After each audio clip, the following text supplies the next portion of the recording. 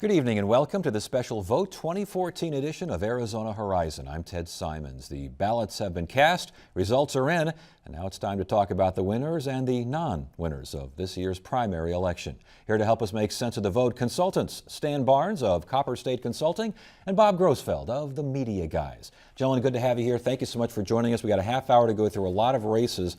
Before we get to the hard numbers and the results, anything stick out to you? Any themes happening here? What are you seeing out there?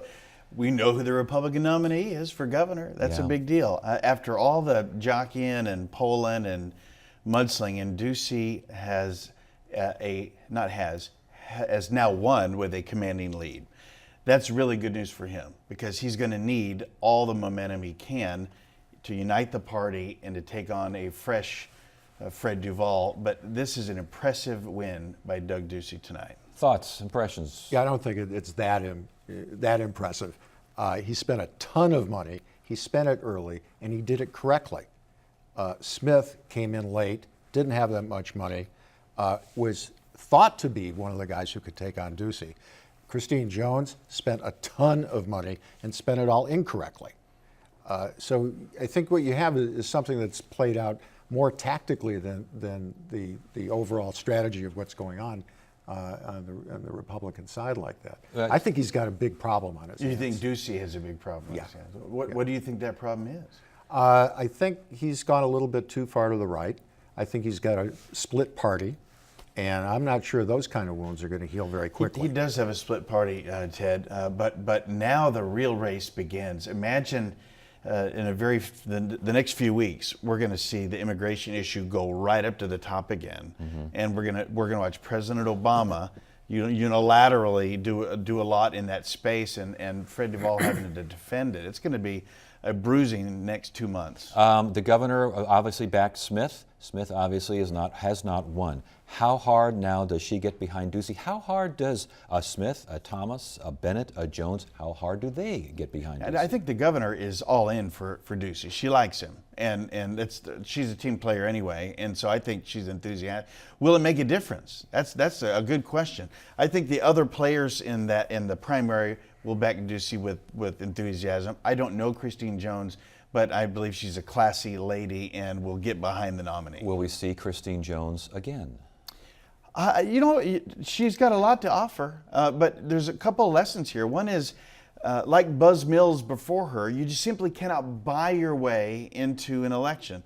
Doug Ducey spent a lot of money, $3 million of his own money, plus others. But as Bob said, he spent it correctly, and that's not that easy. It's easy to say, not easy to do. Christine spent $5 million of her own money, plus Bob Parsons $2 million, plus I don't know what, and still is going to run third. There are lessons in there for all of us watching. Bob, as far as now the general, you got Fred Duvall out there who has had absolutely no problem skating up till now. This kind of a primary, I mean, Ducey wins pretty handily here. Was Duvall helped or hurt by not having at least token opposition? I don't think he was either helped or hurt. I think, pardon me, the situation he was in was one of get as much money together as he possibly can, build an organization, and know that coming out of it, you were going to get one of two opponents that you would have to go up against, and either Ducey or Smith. And I think the way it played out, they're probably a bit more pleased about Ducey than had it been Smith. This is a center-right state. It has been for all of my political lifetime. For Fred to lean into that headwind, coming from the center-left, he's going to have to take a play out of Janet Napolitano's winning handbook from 2002 when she beat Matt Salmon by a mere 11,000 votes and went on to be a dominant governor. You can bet the Duvall campaign is looking at how she did. She ran to the right of Matt Salmon on a number of issues. Duvall's going to come out as a conservative, pragmatic Democrat and try to get Smith voters to go along with him, and not to mention all the other people that didn't go to a primary but are going to go to a general. All right, let's get to the Attorney General's race because a lot of folks are very interested in this one, and this is the first of two races in which an incumbent is not going to make it. What happened? Well, we know what happened here, but what happened? Yeah, well, we happened. The voters caught up with Tom Horne, and bad news caught up with Tom Horne. And Mark Brnovich, who by all counts is a solid individual, really stood in as the anybody but Tom Horne placeholder, and the anybody but Tom Horn numbers are bigger than Tom Horn's numbers himself. It would have been almost a miracle if Horn would have come through that. I actually thought he was going to win the primary because he was on TV and he was playing the border card the way he can play it, and he does have great name ID, et cetera, et cetera. But there's just so much of a cloud around him that the voters cut up. Democrats happy or not quite as happy that they're facing Brnovich as opposed to Tom Horn? I think it would have been a gift worth giving, and certainly worth receiving had Horn made it through. But Brnovich has his own baggage. Nobody's really paid much attention to him and what he's saying and what the position he's taking. And I think the more that comes out, the less palatable he's going to be, particularly for moderates. Well, and that brings up a question I did ask during the debate to Mark Brnovich, is are you running for this office or are you running against Tom Horn? And it seemed for the most part he was basically saying, vote for me, I'm not Tom Horn. Yeah, he's getting his legs under him, though. I mean, he's new to politics, and that takes some rhythm, getting your confidence together. I think you'll see him do a little better than he should, but this is the race that Democrats in Arizona, I think, can taste. Felicia Rodolini is a great candidate and almost beat Tom Horn last time. And so Democrats smell blood in this AG's race. They've held it in recent past with Terry Goddard, and I think they believe this is one for them. Speaking of Terry Goddard, he obviously was the Democratic candidate for Secretary of State. Let's get to the Republican side. Any surprises that a last name of Reagan wound up winning? I don't know how Michelle Reagan could have possibly lost. She is a great candidate, a great state senator, a fine woman with a great resume. Her name is Reagan. She's female in a three-way race with two other guys who pounded the heck out of each other in direct mail and otherwise. And so, no, there's no surprise in the Secretary of State's race. And yeah, because Michelle Reagan is ahead of that race. The impact of dark money on that race, was it that much of an impact at all? I don't know.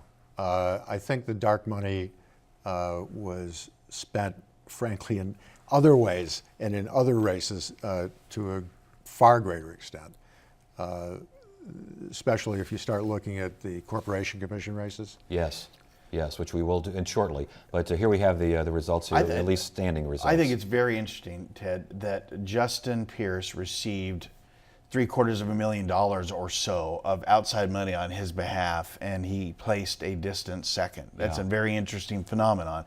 I think Terry Goddard is probably unhappy tonight because he would much rather have faced Will Cardin or Justin Pierce, and it's going to be a very tough road. How does Terry Goddard beat Michelle Reagan in a general election for that office? I do not know. I think Michelle's going to. You think so? I think Michelle's going to win the general. I do. You think so? But you think Michelle Reagan's going to win the general over Terry Goddard? No way.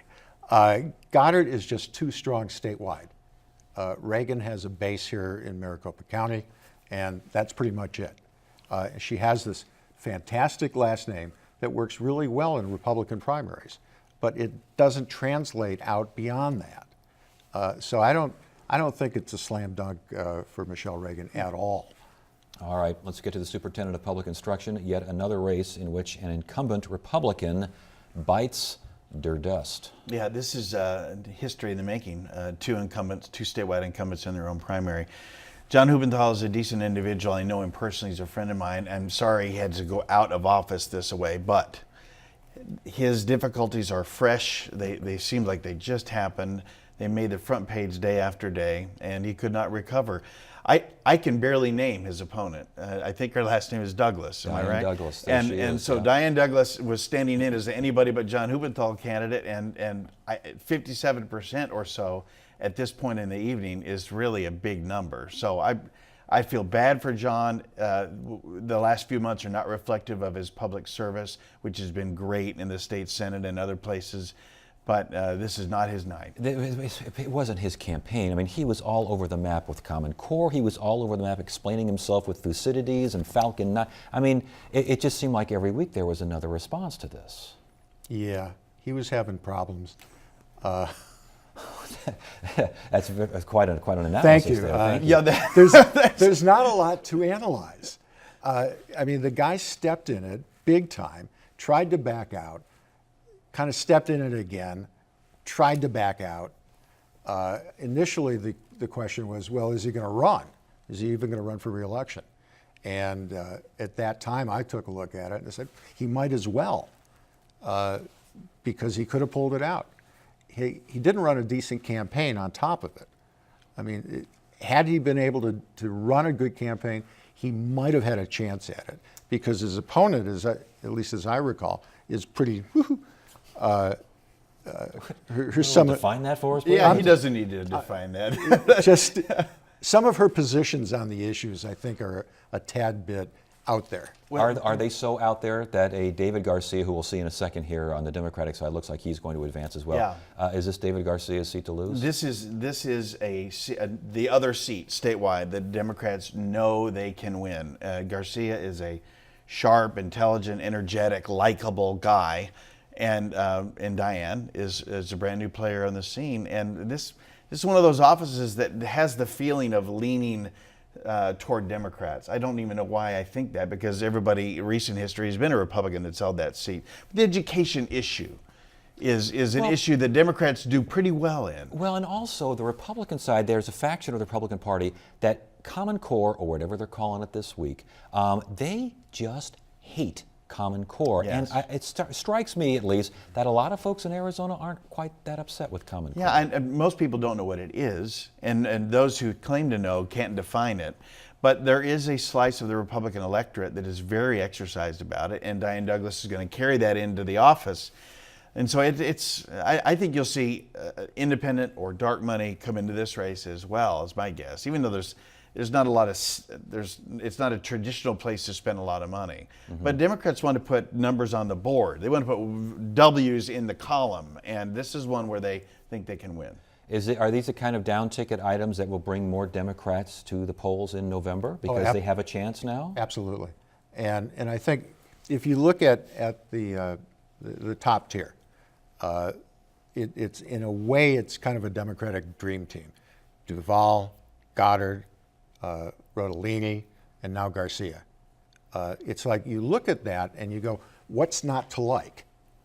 I mean, set aside the bruising that's going to take place and the darkest money I think we've ever seen that's going to be poured into this state on top of them. Well, it's also going to be hitting the other side. And I think that's something it's easy to lose sight of, that, particularly on the Democratic side, they're just not going to sit back and take it.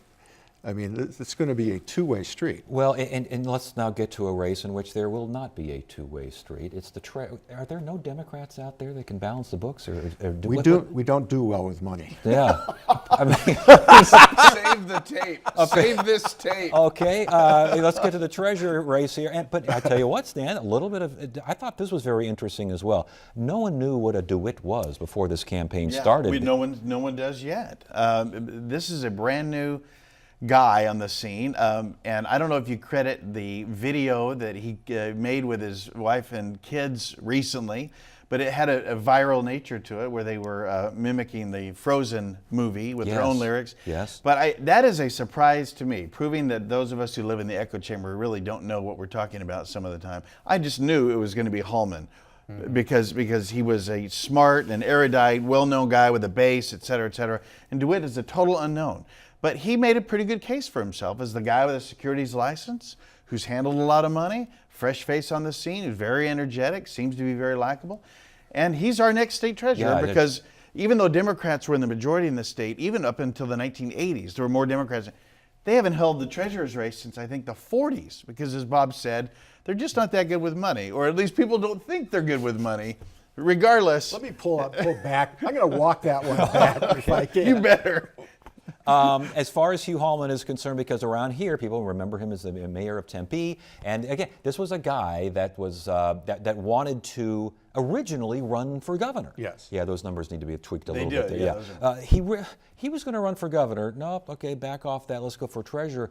I mean, this isn't even all that close. What happens to Hugh Hallman? Hugh's got a lot to offer, and I think you will see him again. But he must be a surprise to everybody tonight, because there was really no polling in this race. No one really knew what it was going to be. And I'm sure he is surprised. I'm sure the DeWitt family is very happy. Congratulations to them. They deserve it. I mean, this is a real victory on his part. And he's a young guy, and so we're probably going to see him moving in other directions. Maybe. I mean, Doug Ducey just served a term as treasurer of the state of Arizona and now is going to be the nominee for governor. I don't know if this is a path in the future, but hey, Yeah. there you go.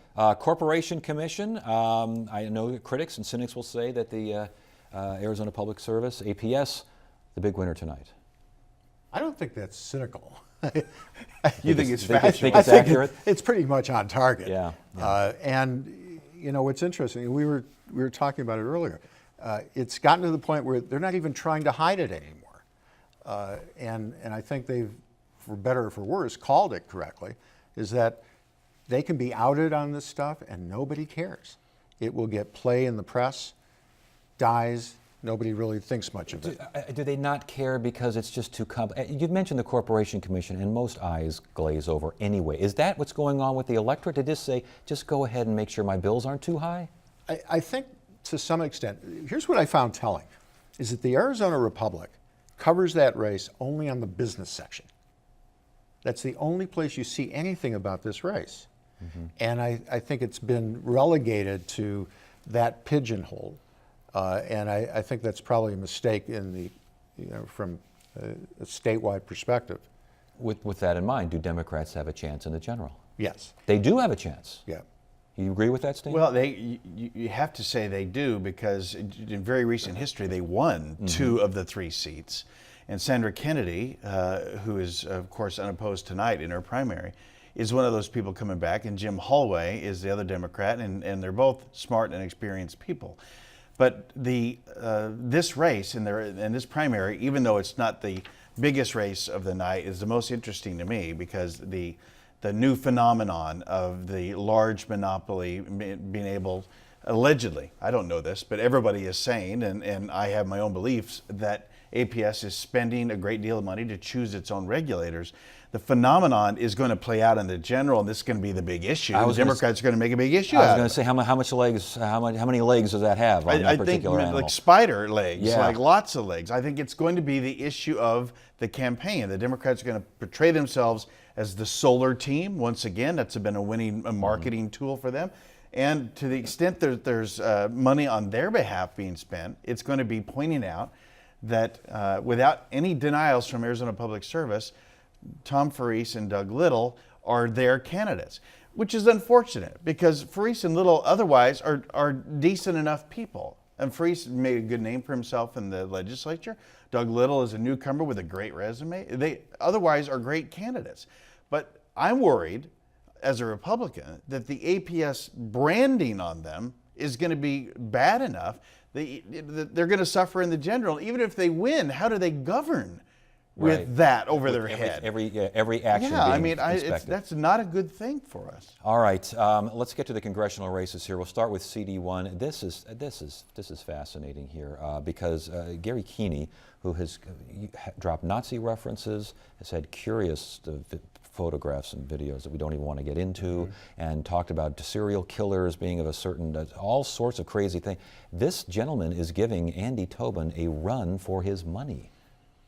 Well, it's a tight race. They've been pouring money in from all over the place. And when you start throwing a lot of money into a race, it starts elevating just about everybody in there because you're just paying more attention to it. That's 14 votes, though.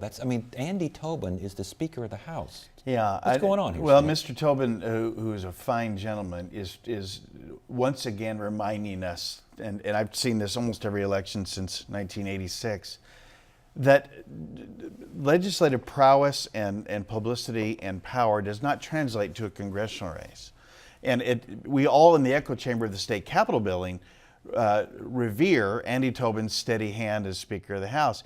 But when you go out into a giant district like that and you try to raise money and connect with voters, and you got guys like Gary Keeney and Mr. Quasman on your heels, and it's a whole different ball game. And being a speaker only gets you so much. Yeah. All right, CD7, Val, we'll start with you on this one. Are you surprised that this was as lopsided as it looks to be? No, and I've been seeing that for a long time developing, and And where are we at now? in Yeah, the it's still numbers? 12, still Gallego up by 12, so, 12-ish. And the race is done. Ruben's yeah, won the that's- thing. And again, it's kind of a classic old school versus new school, new tech versus low tech. Mary Rose Wilcox ran her campaign, the one she's been running for X number of years, and relying on having contributed to the community, knowing everybody knows her, they go to a restaurant, a very community-oriented way of doing things.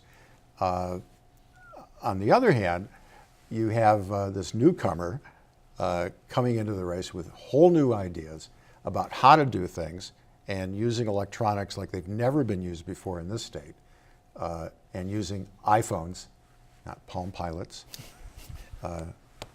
Play the tape sometime. Yeah, we know where you're coming from there. In order to do grassroots organizing. And it worked like a charm. Did I miss the outward, the push from Ed Pastor, the pounding of the pavement, the get behind my endorse? Did I miss that? Yeah, you could have just like that missed it. I don't think there was a whole lot there. I mean, look, he's a retiring congressman. Everybody wants something from him, and I think his endorsement of Mary Rose was pretty predictable. So Mr. Gallego goes to Washington. Mr. Gallego goes to Washington. Not only does he go to Washington, but I think your viewers ought to note this particular time as the birth of a new political dynasty on the Democratic side, if you will. I go that far. Ruben Gallego is young and Ivy League educated with a military background, and as Bob said, is tech savvy and connected, and is now in a safe congressional seat for the rest of his life if he wants to hold it. His wife, of course, is on the Phoenix City Council. Those two people are going to anoint Democratic politicians in Phoenix and beyond for a long time to come. Interesting. Mr. Grijalva in southern Arizona is on the way out. Ann Kirkpatrick is always struggling to hold her district. Ruben Gallego is going to be the tentpole Democrat in this state for the next couple, as long as he wants to have it. And that's a very interesting thing for tonight to see that play out. All right, and of course we're seeing the same thing in Congressional District 9, right?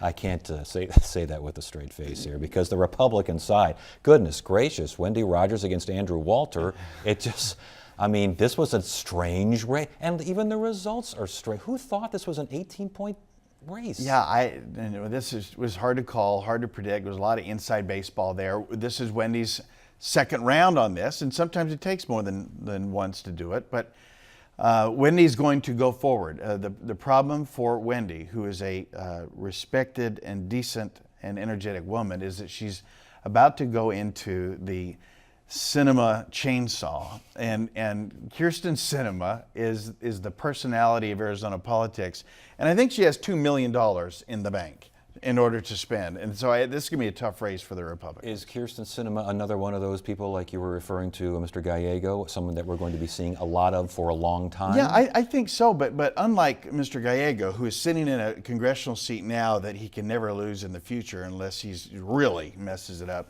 Kyrsten is in a centric district. That East Phoenix Tempe district is something in the balance all the time. So Kyrsten votes with the Republicans on a regular basis just to keep it balanced. She's going to have $2 million. She's going to have to spend a lot of it in order to hold the seat. And that's what we definitely thought that this was, the minute she won 2 years ago, it was like, well, that's going to be a hotly contested race. And what happened? She did good. She went to D.C. and instead of playing out, this liberal persona that she certainly developed here, she went moderate to conservative on a lot of issues, and the leadership in D.C. allowed her to take some positions without beating her up over it, knowing that she would have to come back and run in a moderate middle to, what do you say, middle right? Center right. Center right kind of area, where despite what it is now, the shape that it's moving into is going to be much safer for her over the next several years. Okay. because of the demographic changes. All right, before we get out of here now, as far as the legislative races, way too many to talk about here, but some notes, some high points. What do you see out Yeah, there? there's a couple of big themes for tonight. One of them is that those legislators that decided to walk the plank and vote with the governor on Medicaid expansion and split the Republicans, those Republican legislators that were with the governor all seem to be winning tonight. That's a big deal, because that when they cast that vote, it took a lot of political courage on their part in order to go into that. That earned all of them primary opponents, and there have been a lot of tough battles all over the state. But it appears that without fail, all of them are coming back tonight in their own primary. That's a big story. And yet, the newcomers that were picked by the governor, or at least folks aligned with the governor, to take on maybe some of the more radical right, or some would say extreme right elements, didn't do quite so well. Yeah, the other side of that coin is the governor broke with tradition and decided, separate from just backing those candidates that backed her in the legislature, she'd reach out to unknowns and try to bring them in and help fund their campaigns. All of those appear to be losing tonight, which is a very interesting phenomenon. What are you seeing out there as far as the legislature is concerned? An enormous amount of money all of a sudden that was played into legislative races where it just never had been before. And it's not going away. And I'm not sure what's going to happen when they actually go into session. And they're not allowed to raise money. But there's all this money circling around them that just had not been there before. And that's going to fundamentally change how things are done, I suspect. Bob's hit on a very important point before we leave the show. There was over $8 million in independent expenditure in the Republican primary. Over $8 million. That would have been an unheard of number just in one election cycle ago. But because of the Supreme Court decision and because of it's become culturally acceptable to spend money in a manner that's not disclosed, there it goes. And that's the real story of this primary, is all of that money that has been in the game. We got less than a minute to go. Independence, how much impact?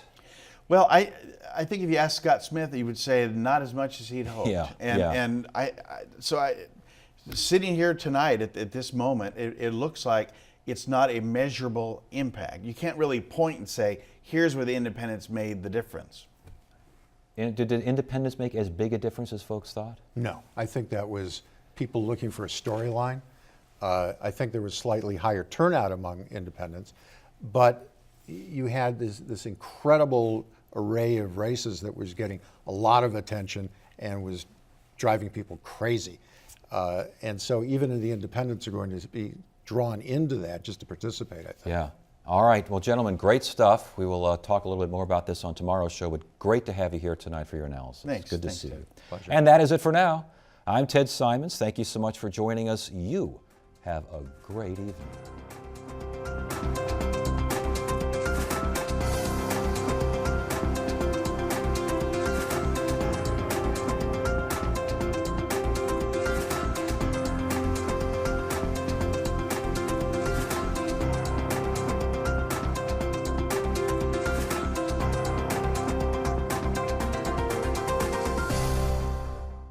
Arizona Horizon is made possible by contributions from the Friends of Eight, members of your Arizona PBS station. Thank you.